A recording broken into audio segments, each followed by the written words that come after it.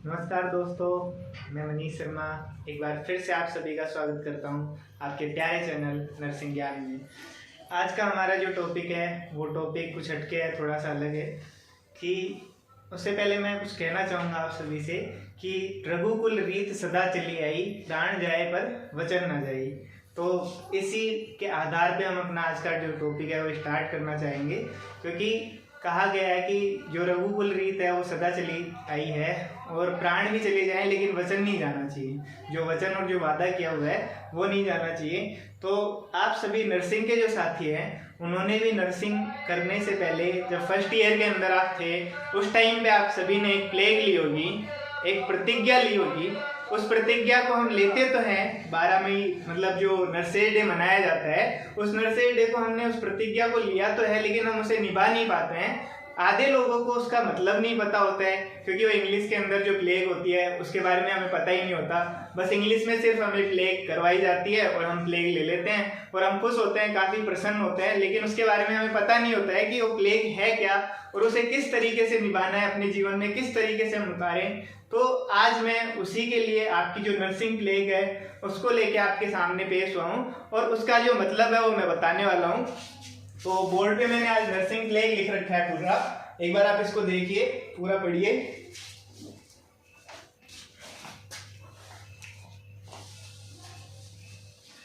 ये जो nursing plague है, ये नर्सिंग प्लेग फ्लोरेंस नाइटिंगेल, जिन्हें हम नर्सिंग की देवी भी कहते हैं या लेडी विद लैम्प भी कहा जाता है जिन्हें, उन्होंने नर्सिंग प्लेग दी थी। उनका जो योगदान था नर्सिंग के लिए वो अतुलनीय था, अद्वितीय था। उनका जो जन्म था 12 मई 1810 को हुआ और उनका देहांत 13 अगस्त 1920 को हो गया था। ठीक है, तो 12 मई को हम हर साल नर्सेज डे के रूप में सेलिब्रेट करते हैं। 12 मई को हर साल नर्सेज डे के रूप में सेलिब्रेट किया जाता है। उन्होंने सबसे पहले मतलब जो अपना नर्सिंग के अंदर, नर्सिंग के फील्ड में जो अपना कार्य किया वो एक युद्ध लड़ा गया था क्रीमिया के अंदर। ठीक है, क्रीमिया एक मतलब रूस का हिस्सा है अभी, तो रूस और मतलब फ्रांस के बीच में, ब्रिटेन के बीच में, आर्सिडेनिया के बीच में, इन सभी के बीच में एक युद्ध हुआ था, भीष्म युद्ध हुआ था, जिसके अंदर कई सैनिक घायल हुए थे। ये युद्ध 1853 से लेकर 1856 तक लड़ा गया। तब जो नाइटिंगेल थी उनका जो मतलब मरीजों के प्रति जो सोल्जर्स थे, सोल्जर्स को जो वुंडेड सोल्जर्स थे उनको उन्होंने ट्रीट किया, ऐड किया, उनको सही किया मतलब। तो उसी के लिए मतलब जो नर्सिंग, जो नाइटिंगेल का योगदान है नर्सिंग के प्रति वह अतुलनीय माना जाता है। उन्होंने मरीजों की सेवा के प्रति ध्यान दिया, उन्होंने अपनी केयर पे फोकस किया, जो मरीज थे उनकी केयर करके, वुंडेड सोल्जर्स की केयर करके उनको ठीक किया। तो इसी के लिए हम नर्सिंग की देवी भी कहते हैं उनको। और इसके बाद में उन्होंने मतलब उनका जो योगदान था वो आगे बढ़ता ही गया। 1860 के अंदर उन्होंने सेंट थॉमस करके एक नर्सिंग का जो यूनिवर्सिटी थी, नर्सिंग यूनिवर्सिटी मतलब उन्होंने स्थापित की सबसे पहले। मॉडर्न नर्सिंग की पायोनियर भी कहा जाता है उन्हें, जो फ्लोरेंस नाइटिंगेल है उनको, क्योंकि उन्हीं की वजह से जो नर्सिंग प्रोफेशन है वो इतना एक्सप्लोर हो पाया है। ठीक है, तो उन्होंने एक प्लेग दी थी, एक प्रतिज्ञा दी थी कि जब भी नर्सिंग आप कर रहे हो तो आपकी एक प्रतिज्ञा होनी चाहिए, आपका एक वचन होना चाहिए मरीजों के प्रति, उसको लेके आप निभा सको। तो लिखी हुई है ये प्लेग यहाँ पे। पहले हम पढ़ते हैं इसको कि क्या है। आई solemnly pledge myself before God and in the presence of this assembly to pass my life in purity and to practice my profession faithfully। इसका मतलब है कि मैं पूरी तरह से भगवान के सामने, मैं पूरी तरीके से भगवान के सामने इस सभा की उपस्थिति में, जब भी हम प्लेग लेते हैं तो पूरी एक असेंबली होती है, एक सभा होती है, उसकी प्रेजेंस में जो भी नर्सिंग प्लेग होती है वो ली जाती है।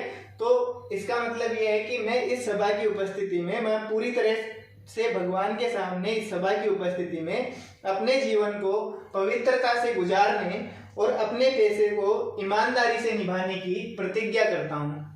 मैं पूरी तरीके से भगवान के सामने इस सभा की उपस्थिति में अपने जीवन को पवित्रता से गुजारने और अपने पेशे को ईमानदारी से निभाने की प्रतिज्ञा करता हूँ। फर्स्ट लाइन का मतलब ये है। इसके बाद में नेक्स्ट लिखा हुआ है, I will abstain from whatever is deleterious and mischievous and will not take or knowingly administer any harmful drug.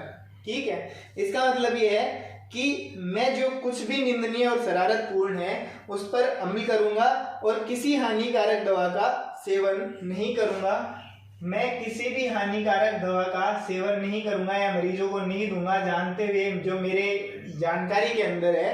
तो मैं ऐसा कोई भी काम नहीं करूँगा जो निंदनीय और शरारतपूर्ण है, मतलब जो निंदा से भरा हुआ है, और जो मिसअचीवियस का मतलब शरारतपूर्ण है, ठीक है। तो ऐसा कोई भी काम नहीं करूंगा और जानबूझकर मैं कोई भी हार्मफुल ड्रग को एडमिनिस्टर नहीं करूंगा।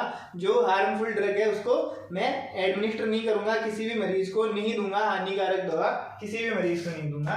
नेक्स्ट है, I will do all in my power to elevate the standard of my profession and will hold in confidence all personal matter to committed to my keeping and all family affairs coming to my knowledge in the practice of my profession। इस line का मतलब है कि मैं अपने पेशे के मानक को बनाए रखने के लिए, मतलब मैं अपना जो पेशा है, अपना जो प्रोफेशन है, उसके स्टैंडर्ड्स को बनाए रखने के लिए, मैं अपने पेशे के मानक को बनाए रखने के लिए सभी व्यक्तिगत मामलों की, जो भी सारे व्यक्तिगत मामले हैं, जो पर्सनल जो मामले हैं, और जो भी फैमिलियर अफेयर्स हैं, जो पारिवारिक मामले हैं, उनको अपने अभ्यास के माध्यम से, अपने कॉन्फिडेंस के अंदर, अपने विश्वास के अंदर रखूंगा। उनको किसी को भी मैं क्या नहीं करूंगा, एक्सप्लोर नहीं करूंगा।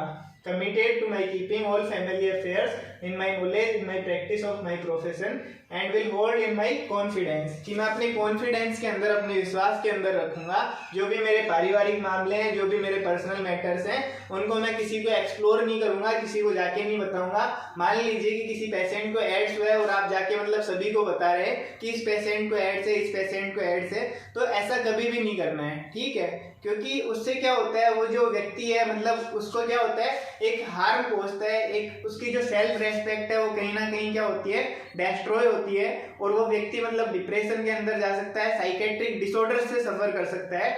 तो जो भी मतलब मरीज से रिलेटेड जो भी इंफॉर्मेशन है वो कैसे रखनी है, कॉन्फिडेंशियल रखनी है, गोपनीयता को बनाए रखना है, ठीक है। इसके बाद में नेक्स्ट है, with loyalty will I endeavour to aid the physician in his work and devote myself to the welfare of those committed to my care.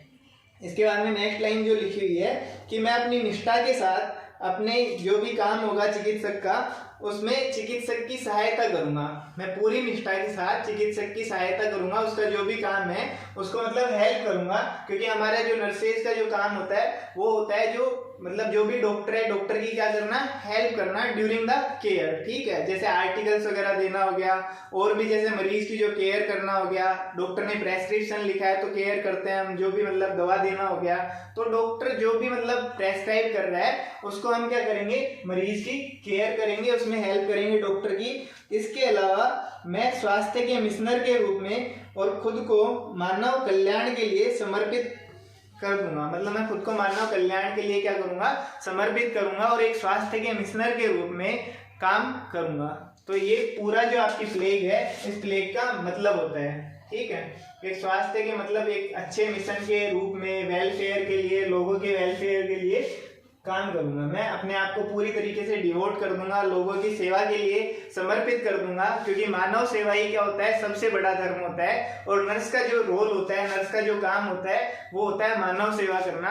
तो मानव सेवा से बड़ा कोई धर्म नहीं है। तो अपने आप को पूरा डिवोट कर दीजिए। जैसे कि जब मतलब कोविड टाइम पीरियड आया था तो सबसे बड़ा जो रोल निभाया था वो नर्सेज का रोल था। उन्होंने मतलब मानव सेवा के लिए अपने आप को पूरी तरीके से डिवोट किया, पूरी तरीके से समर्पित किया, तभी जाके जो लोग हैं आज हेल्दी हैं। और हम बहुत प्राउड फील करते हैं कि उस टाइम पे हमने इतना अच्छा काम किया।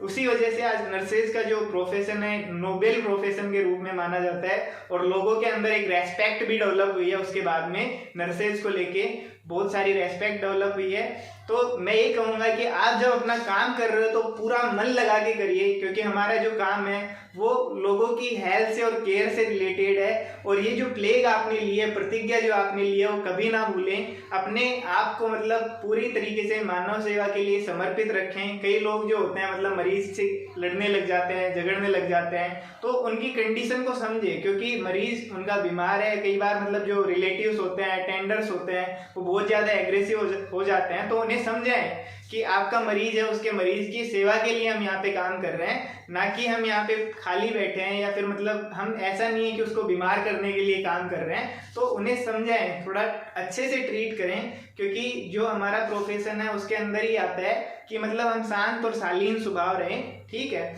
और जो मरीज है, मरीजों को मतलब अच्छे से केयर दें। अगर आप अच्छे से केयर देंगे, अच्छे से एक थेराप्यूटिक कम्युनिकेशन मतलब एस्टेब्लिश करेंगे, तो कभी भी मरीज भी एग्रेसिव नहीं होगा, अच्छे से मतलब जल्दी ठीक हो पाएगा।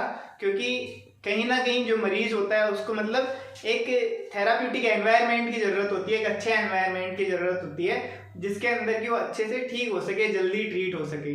तो ये काम सिर्फ नर्सेज का होता है, क्योंकि वो मतलब डायरेक्ट कॉन्टैक्ट में आते हैं जो मरीज होते हैं उनके।